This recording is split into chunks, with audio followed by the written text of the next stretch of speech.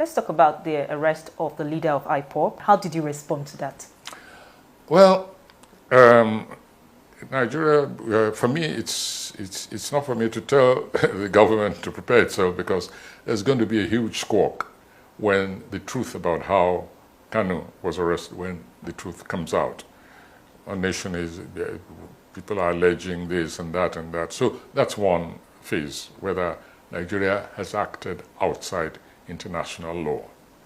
That's one issue. The second issue, however, has to do with Kanu's conduct outside the nation. There's been a level of hate rhetoric, which is, for me, has been most unfortunate, issuing from Kanu outside. But for me, hate rhetoric is an issue which can only be judged by the laws of any nation. So we come back to the issue, was it right to have, for me, quote unquote, kidnapped? You can say intercepted as much as you want, but I think that Kanu was kidnapped, and that is wrong internationally and it's wrong morally. And how would you advise the federal government to move forward? Talking about all this now, you've identified some pitfalls in the way that the arrest of Nnamdi Kanu has been handled, and also the way the DSS raided Sunday Igboho's house. For Nnamdi Kanu, for starters, how would you advise the federal government to move forward in terms of his trial and other things that will come up after now? To answer that kind of question, we have to ask ourselves, what is the position mentally, spiritually, economically, politically? What's the state of mind, the collective state of mind of a vast section of this nation at the moment? And that state of mind is best described as distrust, total distrust. This government has earned itself, rightly or wrongly, that's for the government, that side to decide. But anybody who's telling this government that the people of this nation still trust it, I'm sorry, if the government believes that, it's really plunging this nation further into the abyss. After raiding his home, the DSS had come out to say that Sunday Igboho is wanted and that he should turn himself in. What would you advise he does in this situation? Well, my advice is not even so much Igboho, but to the government, that they should stop pursuing this person as a criminal, because you have begun by acting in a criminal fashion against him. Because if and when Igboho comes to trial, I guarantee you it's the government which will be very, very embarrassed. Very embarrassed. So it's not even in the interest of the government. I think they should just tell Igboho, we made a mistake. We should not have acted in this way. You are no longer wanted. Please go back to your home. In fact, escort him to his home, quietly, and let him resume his normal life. To declare him wanted. And again, this is another issue of language. I read in some papers, Igboho is in hiding. Well, but more accurately, he's probably just gone underground, to protect himself and perhaps to be able to continue his declared struggle. I'm not talking now about the secessionist aspect of his struggle. No, I'm talking about what Igboho came out to do, and which I believe is still his mission in this nation, to protect, defend his own people, and to let the aggressors know that they are not lords of this nation or any section of it, apart from what they are constitutionally entitled to.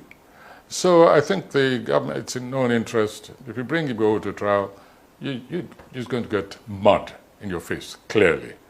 As far as I'm concerned, it's up to Igboho to decide. He knows what the circumstances were. He knows what happened before his people were killed. And he's the only one who can judge, who can decide for himself. I cannot advise him. Some critics have said that the federal government was fast to arrest Nnamdi Kanu. But when we look at other issues like the bandits still ravaging the northwest and some part of the northeast, the kidnapping still ongoing, and also the issue with the Boko Haram, and you begin to ask that how are they so fast and so quick to arrest? The situation with IPOB and Nnamdi Kanu and the others are still being left to go unchecked. Yes. The government cannot wash itself clean of what seems to me a kind of comparative energy in pursuing the destabilizing quote-unquote forces in this nation. If I may take ourselves back, maybe you remember once when I threw a challenge to Buhari, and I said, what I expect from a commander-in-chief, from a true leader. And this is, early, in the sort of the malevolent activities of these groups. I say, what I expect, now that we've identified those who are killing farmers and taking their farms, occupying their villages, is to issue an order, give a deadline, an ultimatum, say that any illegal occupant of any villages, farms, and so on, is given 48 hours to quit. After which, the mightiest forces of this nation will be unleashed against them. Yeah, it was ignored. It's because I said so. Many other people have said so in different forms. But I'm coalescing, challenges which have been thrown to this government, say, just show leadership where it is essential. And so when years later, a head of state comes out and says, we will respond to these people in the language they understand. Now that is what I had expected him to say years ago, at the very beginning of the insurgency of the cattle people, especially as it was clear they were organized.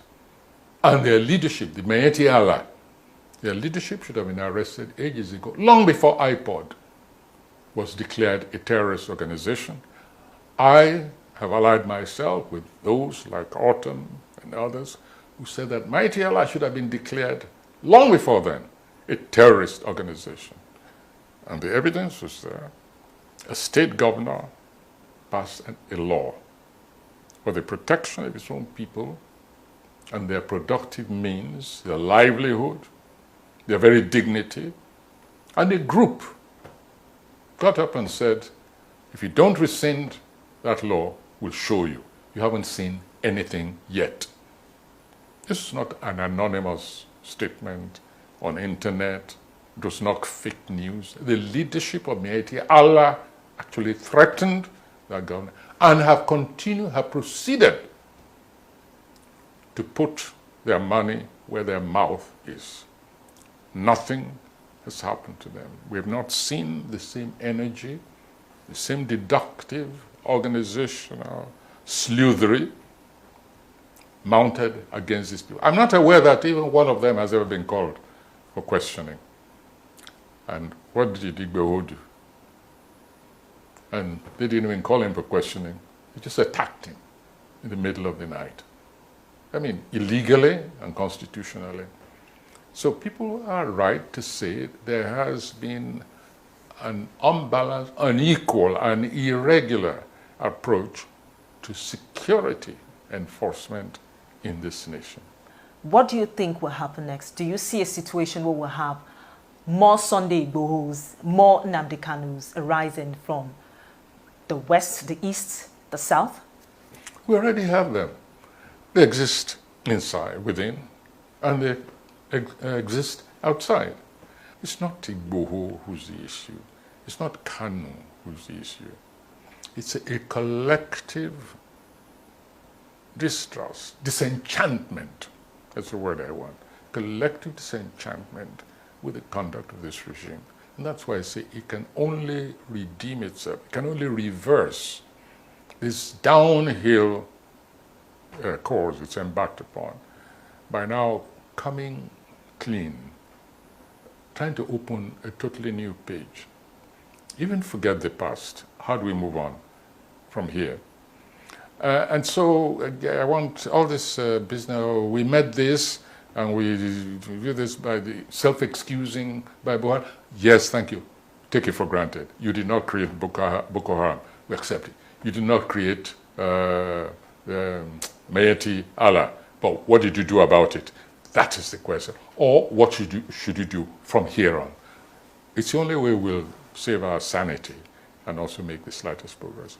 Otherwise, as I said before, all this language, all this discussion will be purely academic when, as the saying goes, hits the fan.